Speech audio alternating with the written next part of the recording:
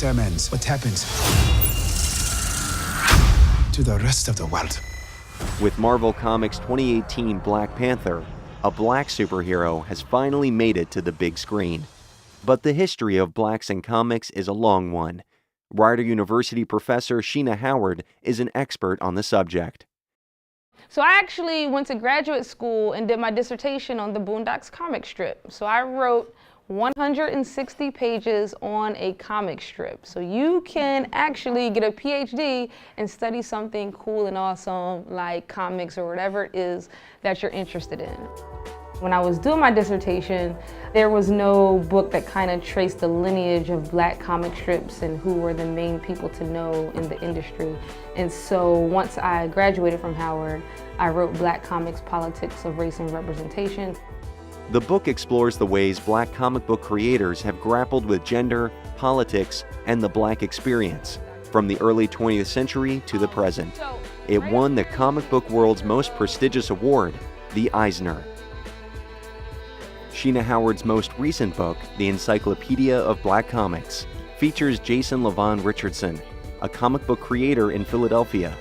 I like that there's a book that's bringing to light what I joke and call the unicorns of the nerd culture, which is the beautiful black nerds. I wasn't surprised by the number of people of color that were interested in comics and graphic novels, because I am a person of color that's into comics and graphic novels, so I knew that, we existed. Ariell was recently featured on the cover of a Marvel's Invincible Iron Man comic book.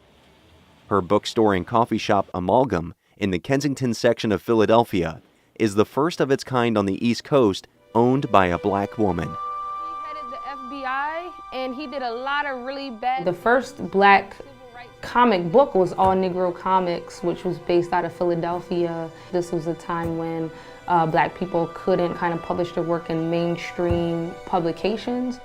Black creators that were groundbreakers in the comics industry are people like Broomstick Brandon, who was doing comic strips in the 50s and 60s.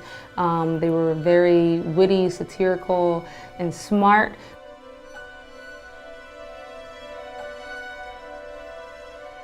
There's Wilbert Holloway, who in the 1920s, he was doing some of the early comics work that was also socially relevant and kind of challenged the status quo.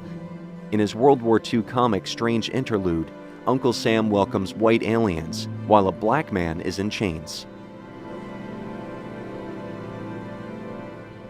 Early on in the print industry, black people could only publish their comics in black newspapers, Chicago Defender, Pittsburgh Courier, because no mainstream outlets would pick them up.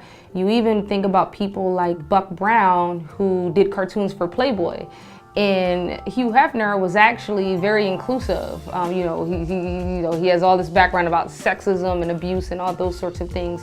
But racially, he was really inclusive. And cartoonist Buck Brown, he couldn't get his cartoons published anywhere else. So he actually went to Playboy in the 60s and got a lot of work.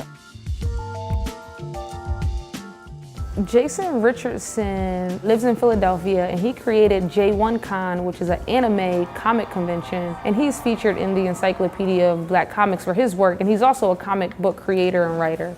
Well, I was always into comics, and my mother got me into comics at a young age. She worked at the University of Penn bookstore. Since I've been a fan growing up, I wanted to create my own.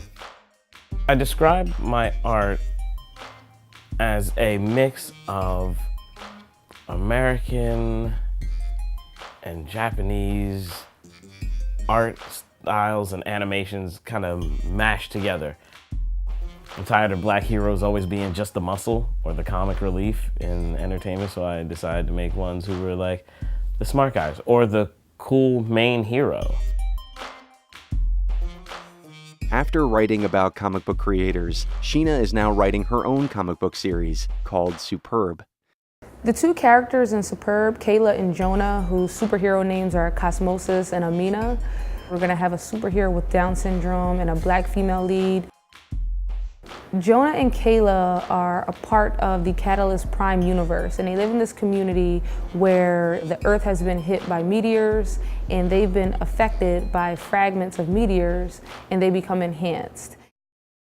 What superpower would I like? I would like to be X-23-ish.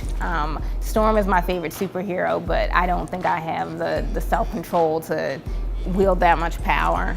What is my superpower? I don't know. Just being nerdy and being proud of it. And making people feel comfortable being nerdy. There you go. Let's go with that one.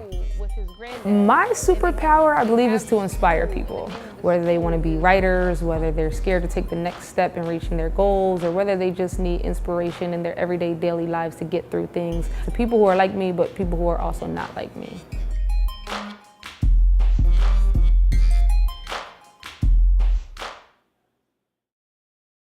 The New Jersey State Council on the Arts, encouraging excellence and public engagement in the arts since 1966, is proud to co-produce State of the Arts with Stockton University, New Jersey's distinctive public university.